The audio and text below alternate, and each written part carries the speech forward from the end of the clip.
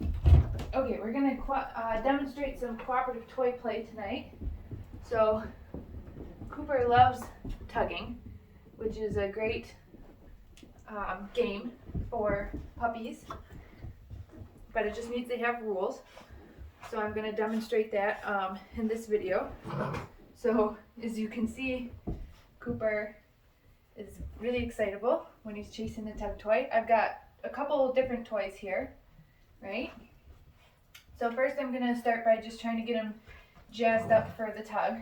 When he gets a good grip on it, like he's got right now, I'm gonna do a little bit of gentle opposition, but then I'm gonna let it go and I'm gonna let him win. We've been practicing this so you could see when I let go, it kind of, the game isn't as fun, and so he lets go too.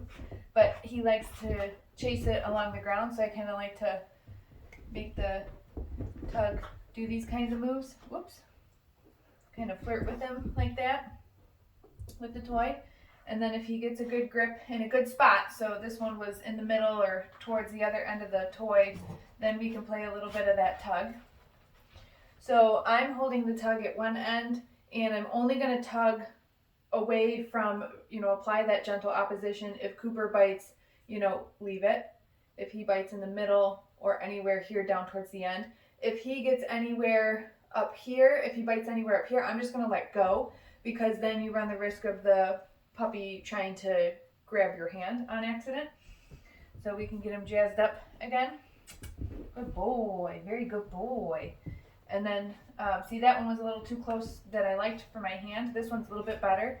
I can even let go of the one end and tug on the other, right? Little gentle opposition. I'm not dragging Cooper around.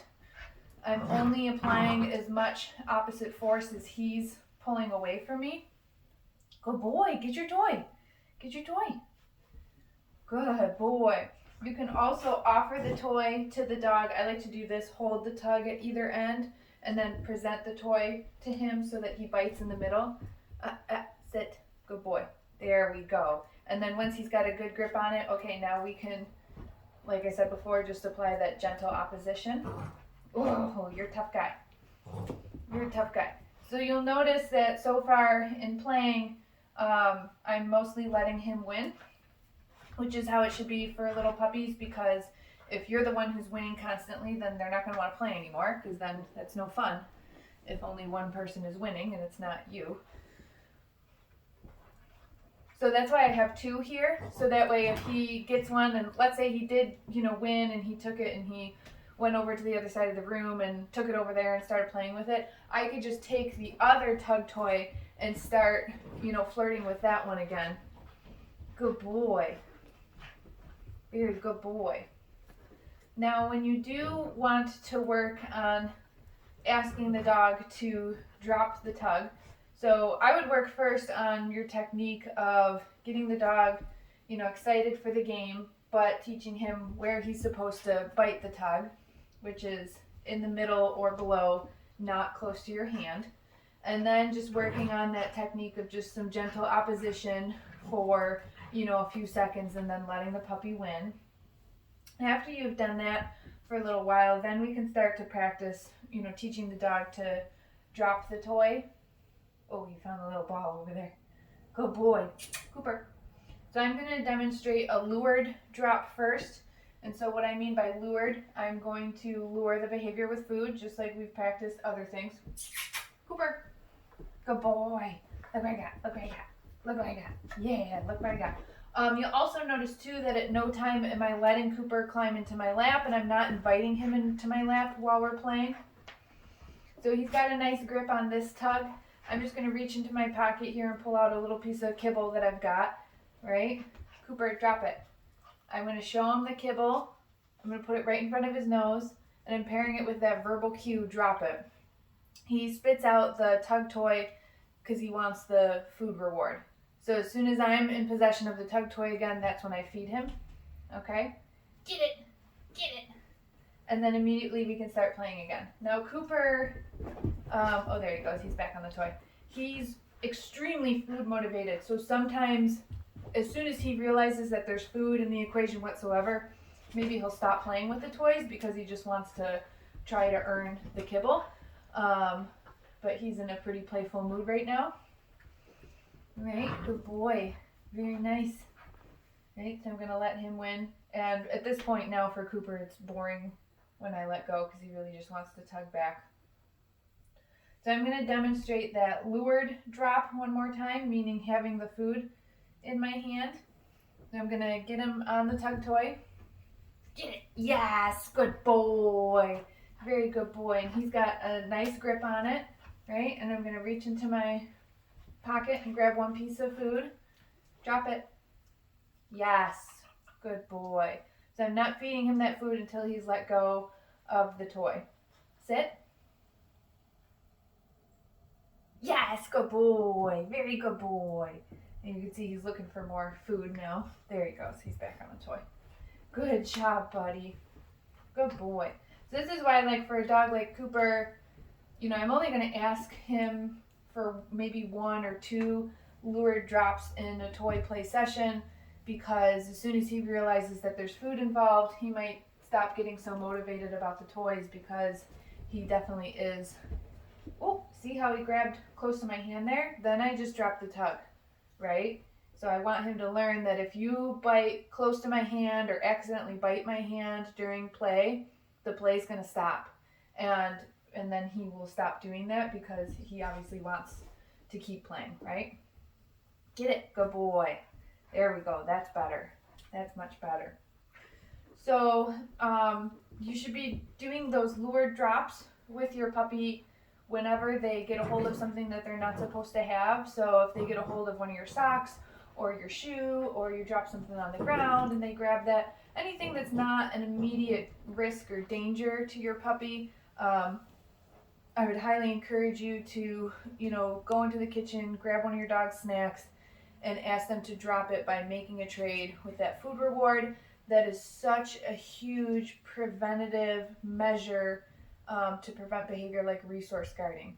If you're not asking your dog to drop and then rewarding them for the drop when you take things away from them, you could inadvertently create a puppy who then starts to tell you they don't like it when you're taking things away from them, and the only way they know how to express that is by growling, snapping, biting, that sort of thing.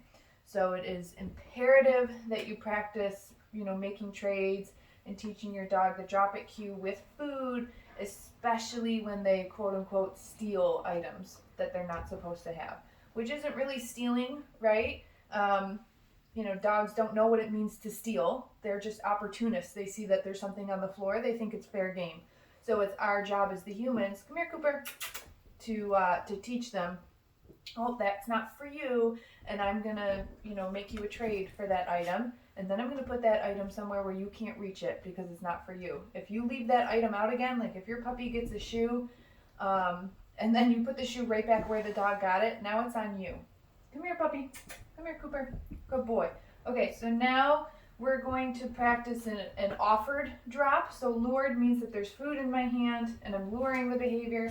Offered means that I'm not going to have food in my hand. I'm going to see if the dog can offer it with just the verbal. So now that Cooper's back on this toy, he's got a pretty good grip. Well, I might kind of re-grip him.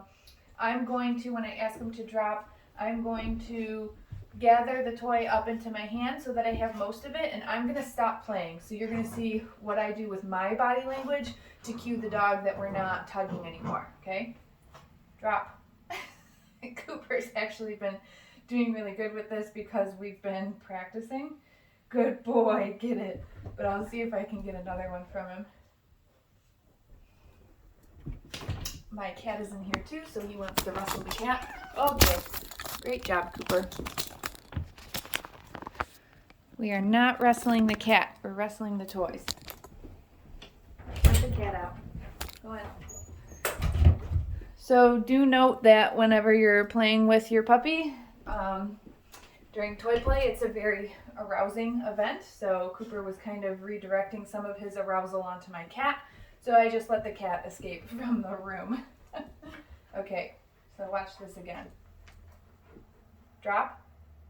Good boy. Good boy. Get it. Good job, Cooper. Oh, get it. Here.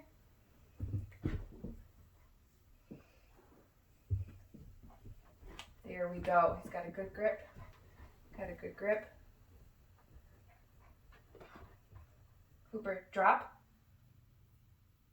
Yes. So that behavior right there is usually what you're going to get from your dog kind of the first time that you do the offered drop. So you can see how he had the toy in his mouth, leave it. But I gathered it up in my hand, kind of got close to his mouth and then held still. I wasn't tugging back anymore. I just held still. And then his grip started to soften and eventually he let go. I'm going to mark that with a yes or a good boy. Cooper! And then immediately I'll let the puppy play with the toy again. So that's kind of their reward instead of the food reward. Okay? So it's, this ball lost its squeak.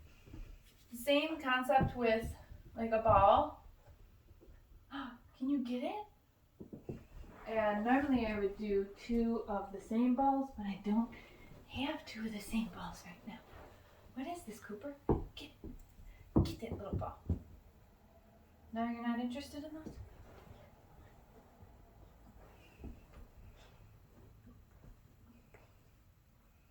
Good boy. I like these types of balls because you can tug with them too. Now you see how when I reach for it, he's going to bite it, like he's kind of racing my hand and he was biting my hand. So we have been practicing leave it for when I reach for the toys. Go get that.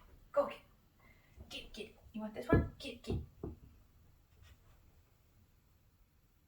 Let's see if I can kind of demonstrate that again. Oh, you got it. Leave it. So you can see how Cooper takes his nose away from the ball. He's also been offering these default sits or downs when I ask him to leave it too, which is really nice. But leave it is a skill that we practiced all on its own with food before we even paired it with toys. So that's a skill in and of itself as well. Cooper! Are you done with these? We're done with those? Good boy. I might have to do another video where is it? I just do 2 balls that are the same. Ooh, there's the squeak. Yeah, get it. Oh, you found a cat collar. So see, Cooper just found this cat collar on the ground. And so that's obviously not something that I, want him to have. So I'm going to make him a trade for it. Cooper, drop it. As soon as I was in possession of the collar, then I let him have the food that was in my hand. So obviously this collar doesn't pose an immediate risk or threat to the puppy. So if I didn't have food in my pocket right now because I was making a video, okay, I see that you have that collar, you're not supposed to have it. I can walk into the kitchen, grab a piece of food, come back, make the trade, right? If your puppy gets a hold of something that you think might pose an immediate risk or an immediate danger to them, sure, in that instance, go ahead, reach down, open up their mouth, take the thing out of their mouth. That's totally fine. But if it's something like this, or a shoe, or whatever, you really should be making that trade so that we can prevent behaviors like resource guarding cropping up sometime in the future as your dog moves into social maturity versus puppyhood.